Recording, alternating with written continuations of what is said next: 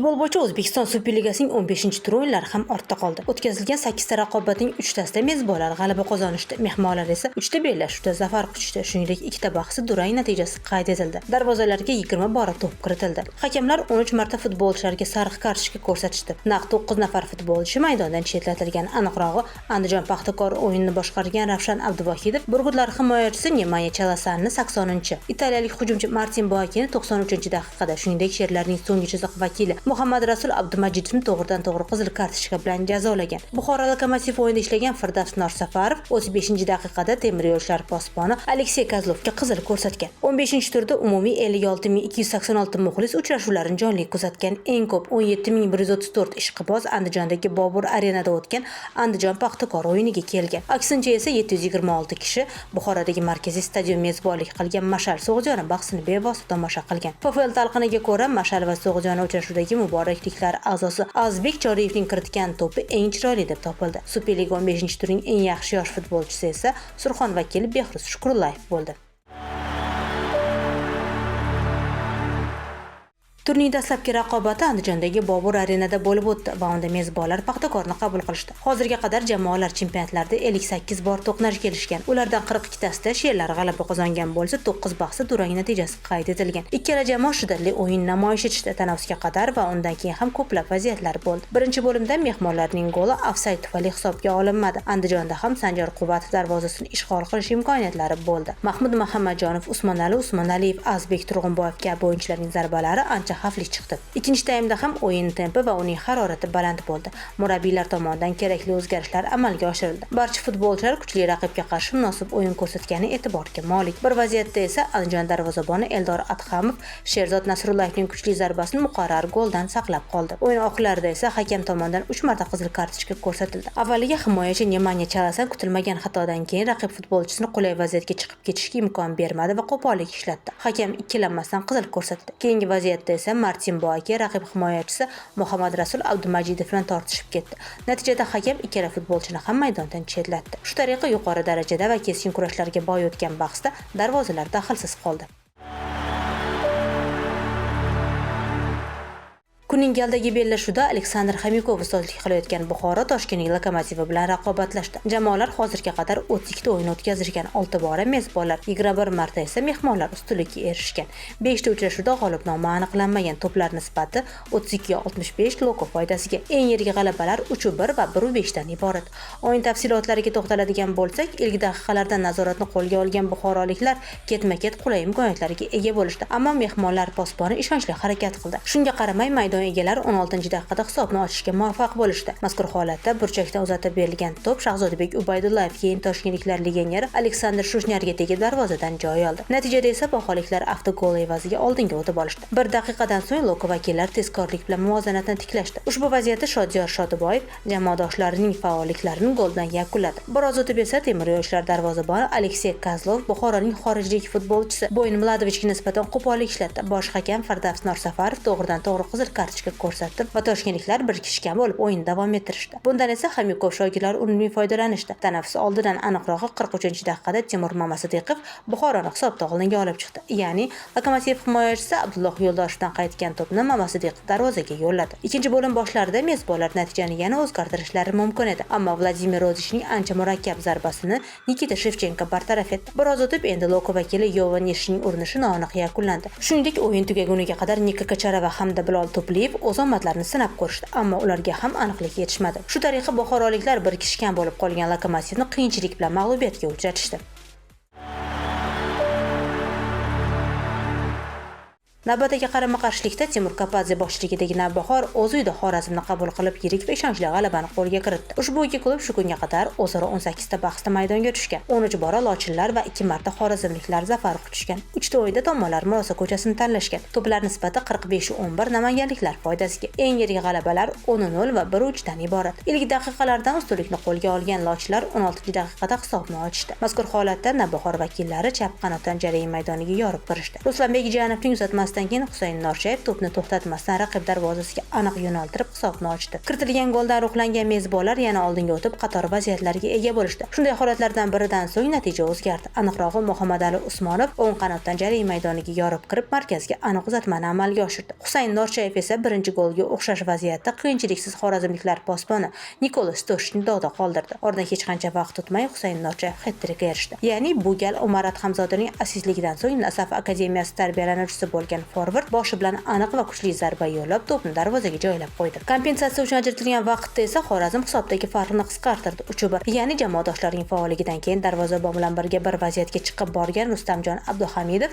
namanganliklar posboni O'tkir Yusupovni ranjitdi. Tanaffusdan keyin mezbonlar yana baholiklar darvozasiga yo'l topishdi. Ushbu vaziyatda kornerdan so'ng jarima maydonida yuzaga kelgan pala-partilikdan Husayn Norchayev unumli foydalanib, o'z ism-sharifini tabloga yozdirib qo'ydi. Biroq qanot hakami ofsayd qayd etdi. VAR tizimining uzoq va sinchkov tekshiruvidan keyin esa bosh hakam Naim Qosiyev maydon markazini ko'rsatdi. Gol inobatga olindi va 11-raqam egasi poker muallifiga aylandi. E'tiborli tomoni Norchayev faoliyati davomida birinchi marta 4 bora raqib darvozasini ishg'ol etishga erishdi. Shundan so'ng ko'p o'tmay Navbahor vakillari natijani yirik ko'rinish olishini ta'minlashdi. Mazkur holatda Xorazm darvozaboni Nikola Stoshich o'z jarima maydonchasi ichida qo'pol xatoga yo'l qo'ydi. Bundan esa maydon egalari a'zosi unumli foydalandi. Ya'ni to'pni egallab olgan Ruslanbek Jiyanov bo'sh qolgan darvozani osonlik bilan ishg'ol etdi. 5-1. O'yin nihoyasiga qadar Timur Kapadze shogirdlari yana vaziyatlar yaratishdi, ammo hisob boshqa o'zgarmadi. Shu tariqa Navbahor mavsumdagi 7-g'alabasini qo'lga kiritgan bo'lsa, Xorazm aynan xuddi shuncha bor mag'lubiyatga uchradi. Qizig'i namanganliklar so'nggi bori 17-aprel sanasida 8-tur doirasida Lokomotivni 2 to'p farqi bilan yengishgandi. Shuningdek, lochilar bu mavsum shu turga qadar hech qaysi klub darvozasini 5 bora zabt etishmagandi. Galdagi bahsda Sergey Lushan jamoasi Mashal Ulug'bek Baqoyev boshchiligidagi so'g'jonini qabul qildi. Mazkur ikki klub hozirga qadar 32 ta o'yin o'tkazishgan. 14 bora muborakliklar, 8 marta jizzaxliklar muvaffaqiyat qozonishgan. 10 ta qarama-qarshilikda durang qayd etilgan. To'plar nisbati 41-30 gazchilar foydasiga. Eng yirik g'alabalar 5-1 va 0-3 dan iborat. O'yin tafsilotlariga to'xtaladigan bo'lsak, dastlabki daqiqalarda har ikki klub bitta hujum tashkil etishdi, ammo ikki vaziyatda ham himoyachilar yaxshi harakat qilishdi.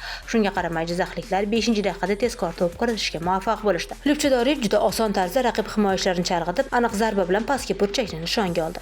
Tanaffusga qadar yana oldinga o'tgan mehmonlarda qulay imkoniyatlar bo'ldi. Ya'ni Olabergan Karimov, Lyubchadoriyevning urinishlari besamar yakunlandi. Shuningdek, mezbonlarning kam sonli hujumlari ham hech qanday naf bermadi. Ergash Ismoilovning zarbasidan keyin to'p darvoza ustuni yonidan o'tib ketgan bo'lsa, Humoyun Murtazoyev so'g'jona jarima maydonchasi ichida qulay imkoniyatdan foydalana olmadi. Ikkinchi bo'lim boshida jizzaxliklar oradagi farqni 2 taga oshirishdi. Mazkur holatda Zabihullo O'rinboyev mezbonlar jarima maydonchasi ichida yiqitildi. Bosh hakam Olim To'jiboyev esa 11 metrlik nuqtani ko'rsatdi. Standartni Shimoliy Makedoniyalik forvard golga aylantirdi. Taym o'rtalariga kelib mehmonlar yana natijani o'zgartirishdi va yana Lyubchadoriyev. Bu gal Mitrovichning uzatmasidan keyin to'pni qabul qilib olgan Doriyev tezkorlik bilan oldinga o'tib, himoyachi va posbonni dog'da qoldirgan holda darvozani ishg'ol etib hat-trik qayd etdi. E'tiborli tomoni 30 yoshli legioner bundan oldin 2024-yilda Bunyodkorga qarshi o'yinda xuddi shunday natijaga erishgandi. Biroz o'tib Mashal vakillari hisobni qisqartirishdi, ammo referi VAR monitorida vaziyatni ko'rgach golni bekor qildi. Qo'shib berilgan daqiqalarda esa muborakliklar nihoyat o'z niyatlariga yetishdi. Ya'ni zaxiradan o'yinga qo'shilgan Azizbek Choriyev uzoqdan juda chiroyli tarzda Milan Mitrovich darvozasiga yo'l topdi. Biroq mezbonlar baribir mag'lubiyatdan qutula olishmadi.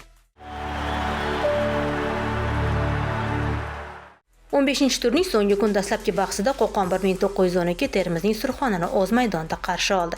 Jamoalar hozirga qadar 26 ta o'yin o'tkazishgan. 12 tadan uchrashuvda har ikki klub zafar quchgan. 2 ta bellashuvda g'olib nomi aniqlanmagan. To'plar nisbati 41-40 vodiyliklar foydasiga. Eng yirik g'alabalar 4-1 va 0-5 dan iborat. Qo'qondagi markaziy stadionda bo'lib o'tgan bahsda mehmonlar minimal hisobda zafar quchdi. O'yin tafsilotlariga to'xtaladigan bo'lsak, birinchi bo'lim teng kurashlar ostida kechdi.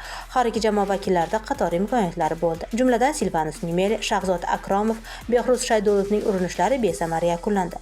Ikkinchi bo'limning boshlarida, aniqrog'i 51-daqiqada termizliklar legioneri Richard Fraydening yerlatib yo'llagan zarbasidan keyin Rahimjon Davronov to'pni qaytarishga harakat qildi. Biroq u darvoza ustuniga tegib to'rtdan joy oldi. O'yin yakuniga qadar qo'qonliklar har qancha urinishmasin vaziyatni o'nglay olmay mag'lubiyatga uchrashdi. Shu tariqa Andrey Shipilov boshqaruvidagi Qo'qon 1912 Superliganing ushbu mavsumda 8-bora yengildi.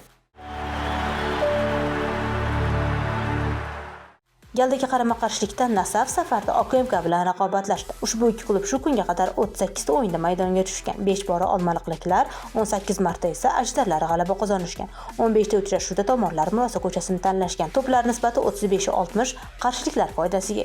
Eng yirik g'alabalar 2-0 va 0-4 dan iborat. Uchrashuvning boshida xavfli vaziyatga ega bo'lgan Ro'zi Qo'lberdiyev shogirdlari 8-daqiqada hisobni ochdi. Ya'ni Abduvohid Ne'matovning uzatgan to'pini Bobur Abduxoliqov darvozabonning ustidan tashlab gol urdi. Biroz o'tib Boburda yana ikkita qulay imkoniyat bo'ldi. Birida 10-raqam egasiga aniqlik yetishmagan bo'lsa, keyingisida Javohir Ilyosov ishonchli harakat qilib jamoasi joniga oro kirdi. Tanaffusga yaqin mezbonlar ham oldinga o'ta boshlashdi. Ularning birida Avazbek O'lmasaliyevning kuchli zarbasidan keyin Abduvohid Ne'matov to'pni qaytardi. Shuningdek, standartdan so'ng Grigoriy Papavaning urinishini yana Ne'matov yo'qqa chiqardi. Ikkinchi taymni olmaliqliklar hujumlar bilan boshlashdi, ammo mezbonlarning faolliklari hech qanday samara bermadi. Jumladan Siyobash Haqnazariy va Aziz Xolmurodovga aniqlik yetishmadi. Bo'lim o'rtalari kelib, ajdarlar oradagi farqni ikkitaga oshirishdi. Mazkur holatda Sharof Muhiddinov o'zi boshlagan hujumni Adonis Shalo orqali rivojlantirdi va jarima maydoni ichidan kuchli zarba bilan Javohir Ilyosovni dog'da qoldirdi. 2-0. Biroz o'tib Mirjal Qosimov jamoasi hisobni qisqartirdi.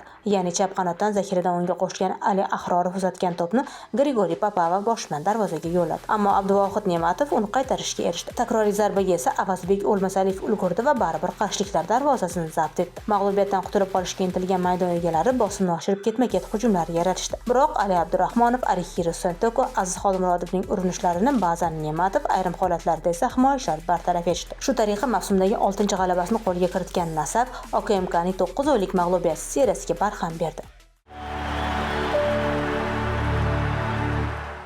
15-tur so'nggi o'yin Samarqandda bo'lib o'tdi.